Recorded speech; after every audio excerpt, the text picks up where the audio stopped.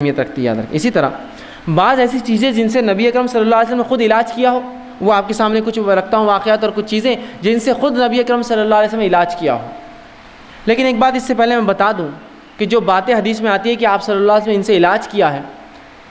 آج بہت سی مرتبہ یہ ہوتا ہے کہ ہم کہتے ہیں ان سے تو جیسا طب نبوی کتابیں ہوتی ہیں، آپ پڑھتے ہیں اور علاج کرنے کی کوشش کرتے ہیں، فائدہ محسوس نہیں ہوتا ہے۔ وہ اس لیے کہ طب کا معاملہ ایسا ہے کہ اس پہ تجربات اور تجزیات کی ضرورت ہے۔ نبی اکرم صلی اللہ علیہ وسلم نے بہت سی باتیں فرمائیں، یہ مسلمانوں کی کم علمی رہی، بیوقوفی رہی، بد نصیبی رہی کہ طب نبوی ہم نے اپنے ہاتھ سے ضائع کر دی، کبھی اس پہ ریسرچ ہی نہیں کیا۔ کوئی بھی میڈیسن ریسرچ کے بغیر نہیں ہوتی ہے۔ رسول اللہ اگر یہ فرماتے ہیں کہ فلاں چیز میں یہ شفا ہے تو اس کا معنی یہ کہ اب ریسرچ کرنا پڑے گا نا، اس میں سے نکالنا پڑے گا کیسی شفا ہے، کس چیز کے ساتھ دنیا کی مل کے شفا دیں گی، کون سی اور چیزوں سے مل جانے سے فلاں فائدہ ہوگا۔ ریسرچ ورک کبھی نہیں ہوا، اور افسوس مسلمانوں نے یونانی طب کو اپنا طب سمجھا اور یونانی طب کو مکمل طور سے لے لیا، اور طب نبی اس کے چکر میں پوری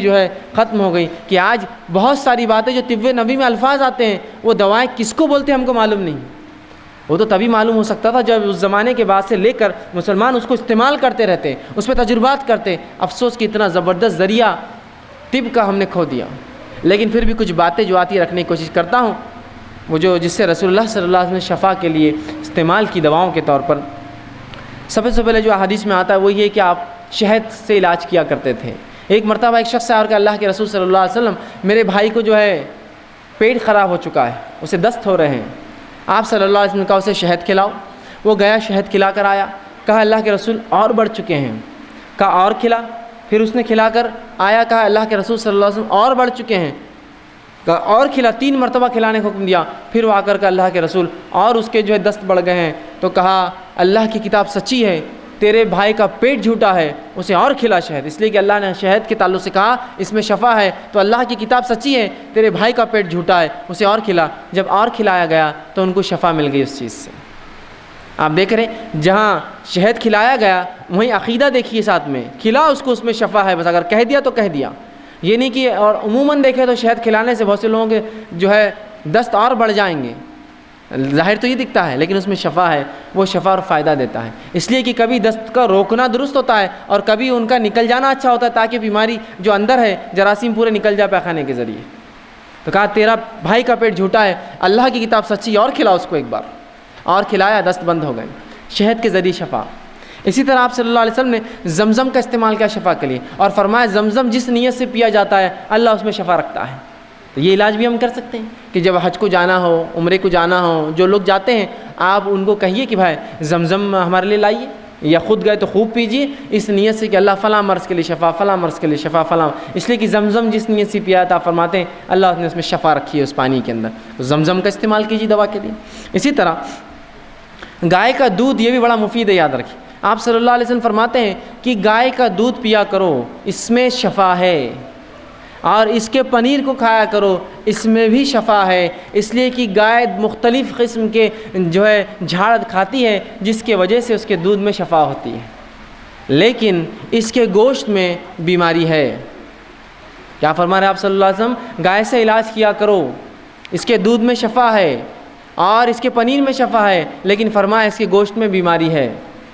لیکن ہمارے پاس تو گائے کے گوشت کا معاملہ کیا ہوتا ہے آپ سب جانتے ہیں، اس کے بغیر کوئی دعوت مکمل نہیں ہوتی، اور اس حد تک اس کو کھایا جاتا ہے کسی کو انتہا نہیں۔ آپ کھا سکتے ہیں، حلال ہے، یہ حرام نہیں ہے، لیکن اگر بکثرت اس کو کھائیں گے تو اس میں بیماری ہے، یاد رکھیں کہ رسول اللہ نے واضح اور ایک نہیں ایسی 5 سے 6 روایت ہے جس میں کہا اس میں بیماری ہے، اس کے گوشت میں بیماری ہے۔ تو آپ نے فرمایا اس کے دودھ میں شفا ہے، اس کے پنیر میں شفا ہے، اس لیے کہ گائے چرتی ہے اور بہت سارے مختلف جھاڑ کھاتی ہے جو بیماری کا علاج ہوتے ہیں، تو اس کو پینا چاہیے، اس کے دودھ کو، اس کے پنیر کو، اور کہا اس کے گوشت کے تعلق سے احتیاط کرنا، اس میں بیماری ہے۔ تو حلال ہے ایسا گوشت کھانا، لیکن بکثرت کھائیں گے تو بیماری ہو سکتی ہے، یاد رکھیں رسول اللہ نے فوراً وضاحت کر دی اس میں بیماری، اور تمام احادیث صحیح ہے، یاد رکھیں۔ تو گائے کے دودھ سے علاج کروائیے،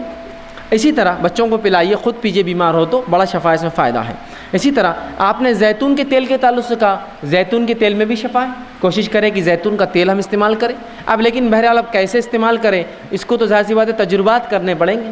اب جو لوگ تجربے کرتے ہیں مختلف چیزوں میں ملا کر زیتون کا تیل کیا فائدہ ہوتا ہے ان سے پوچھنا پڑیں گے کیسا ہوتا ہے بول کر۔ اسی طرح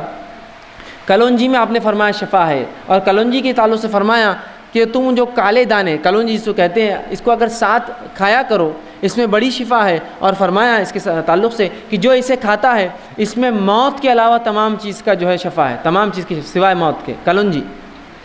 تو کلونجی کھایا کریں اس میں بھی شفا ہے۔ اسی طرح اجوا کھجور کے تعلق سے آپ نے فرمایا اس میں بھی شفا ہے۔ اجوا کھجور وہ کھجور ہوتی ہے جو نبی اکرم صلی اللہ علیہ وسلم کے زمانے میں ایک مخصوص احاطہ ہے اس کے اندر اگتی تھی، اسے اجوا کہتے ہیں۔ تو اجوا کھجور جو کھاتا ہے آپ وسلم فرماتے ہیں جس دن وہ کھائے نہار پر 7 اجوا کھجور اس دن جادو اور اس پہ زہر اثر نہیں کرتا۔ اسی طرح اجوا کے علاوہ آپ فرماتے ہیں کہ ہجامے میں بھی شفا، ہجامہ سمجھتے ہیں، کپنگ جس کو کہتے ہیں، جس کے اندر بلیڈ کے ذریعے کچھ کٹس لگائے جاتے ہیں اور خون نکالا جاتا ہے مختلف جگہ سے، گردن کے پیچھے سے، سر پر سے، یا مختلف اعضاء جو تکلیف دیتے ہیں اس کو ہجامہ کہتے ہیں۔ ٹھیک، آپ یہ بھی کر سکتے ہیں، کپنگ کہتے ہیں اس کو انگلش میں، یہ بھی بڑی فائدہ مند ہے۔ آپ صلی اللہ علیہ وسلم نے خود اس کو کروایا تھا ایک حج کے اندر، جب آپ گئے تھے حج میں اور آپ صلی اللہ علیہ وسلم میں کچھ تکلیف تھی، آپ نے ہجامہ کرایا تھا، تو آپ یہ بھی کروا سکتے ہیں، اس کے اندر بھی شفا انسانوں کے لیے تکلیف دہ جگہوں پر اور مختلف جو اعضاء پر یہ کیا جاتا ہے، تو ہجامہ آپ کرا سکتے ہیں، اس میں شفا ہے۔ اسی طرح آپ صلی اللہ علیہ وسلم نے کہا سرمے کے تعلق سے کہا سرما لگایا کرو، اس سے آنکھیں جو ہے صاف رہتی ہیں، تو سرما بھی ایک قسم کا جو ہے آنکھوں کی حفاظت کے لیے آپ بالکل لگا سکتے ہیں، اس میں کوئی حرج نہیں، اور یہ بھی سنت نبوی ہے کہ آپ صلی اللہ علیہ وسلم سرما لگاتے تھے۔ ٹھیک ہے، اسی طرح ٹھنڈے پانی سے بخار کا علاج آپ صلی اللہ علیہ وسلم کرتے تھے۔ آپ فرماتے تھے کہ بخار شیطان کی طرف سے ہے، شیطان آنکھ سے بنا ہے، لہٰذا ٹھنڈے پانی سے بخار کا علاج کرو، اور ٹھنڈے پانی سے جو آپ جسم کو دھوتے، یا ٹھنڈے پانی سے آج بھی دیکھیے بخار اگر بڑھ جائے ڈاکٹر کہتا ہے پٹیاں رکھیے سر پر ٹھنڈے پانی کی، تو ٹھنڈے پانی سے آپ بخار کا علاج کرتے ہیں۔ اسی طرح جن چیزوں سے آپ صلی اللہ علیہ وسلم نے علاج کیا ان میں سے ایک ہے نمک کا آپ نے استعمال کیا بچھو کے کاٹنے پر۔ آپ صلی اللہ علیہ وسلم کو ایک مرتبہ بچھو نے ڈنک مارا، آپ نے اس زخم پہ ایک نمک لگایا اور اس پہ پانی بہایا، بلکہ اس میں آتا گرم پانی میں پیر ڈالا اور سورہ فاتحہ پڑھ کر دم کرتے رہے جب تک کہ زہر کا اثر ختم نہ ہوا۔ تو نمک کا استعمال زہر کو اتارنے کے لیے۔ اسی طرح آپ صلی اللہ علیہ وسلم جن کو پیٹ کے کچھ امراض ہوتے، مرض ہوتے، ان کو حکم دیتے کہ عربی بھیڑ جس کو دمبا کہتے ہیں، جس کی دم بڑی چوڑی ہوتی ہے، بہت موٹی دم ہوتی ہے، ہمارے بکرے اور مینڈوں کی ایسا نہیں، بہت چوڑی دم ہوتی ہے، آپ صلی اللہ علیہ وسلم فرماتے ہیں اس کی دم کی چربی نکال کر لاؤ، اس کو پگھلاؤ اور 3 دن میں جو ہے 3 حصے کر کے 3 دن میں وہ چربی پیو، جس سے پیٹ کی بیماریاں ضائع ہوتی ہیں۔ دمبا جسے کہتے ہیں عرب علاقوں میں بہت پایا جاتا ہے، تو آپ صلی اللہ علیہ وسلم اس کی چربی سے علاج کا حکم دیا۔ اسی طرح راکھ سے بھی آپ صلی اللہ علیہ وسلم علاج کروایا۔ آپ صلی اللہ علیہ وسلم جنگ احد کے اندر جب آپ کو کچھ زخم ہوئے تو فاطمہ رضی اللہ عنہا نے کھجور کے پتوں کو جلایا، اور اس کے جلنے کے بعد جو راکھ تھی اس راکھ کو جو زخم پہ لگا کر اس پہ پٹی لگائی، تو یہ بھی جو ہے اس سے بھی آپ صلی اللہ علیہ وسلم نے شفا طلب کی۔ تو یہ وہ تمام کچھ چیزیں تھیں جو احادیث میں ملتی ہیں، میں نے کچھ مختصر جو میرے سامنے واضح تھی میں نے آپ کے سامنے رکھنے کی بہرحال کوشش کری۔ ان چیزوں کے ذریعے آپ نے طلب کی، اس کا مطلب یہ ہوا کہ یہ چیزوں کے ذریعے اور بھی جو حلال چیزیں ہیں ہم سب ان کو استعمال کر سکتے ہیں علاج کے طور پہ۔ جہاں دعائیں بھی پڑھی آپ نے، قرآنی آیتیں بھی پڑھی، صورتیں بھی پڑھی، وہیں جو ہے دنیاوی علاج بھی کیا، شہد بھی کھایا اور زمزم بھی پیا، اور ساتھ میں جو ہے کھجور بھی کھائے، اور سرما بھی آپ لگاتے تھے، ہجامہ بھی آپ نے کروایا، اور باقی بہت سی چیزوں میں حکم دیا کہ فلاں کرو فلاں کرو اور فلاں کرو۔ تو پتہ چلا جائز اشیاءوں سے میں اور آپ علاج کر سکتے ہیں، پھر چاہے وہ کیمیکل کے فارم میں ہو آج کل یا کوئی اور فارم میں، بس جائز ہونا یہ شرط ہے۔ اسی طرح اب اگر ہم بیمار ہو جائیں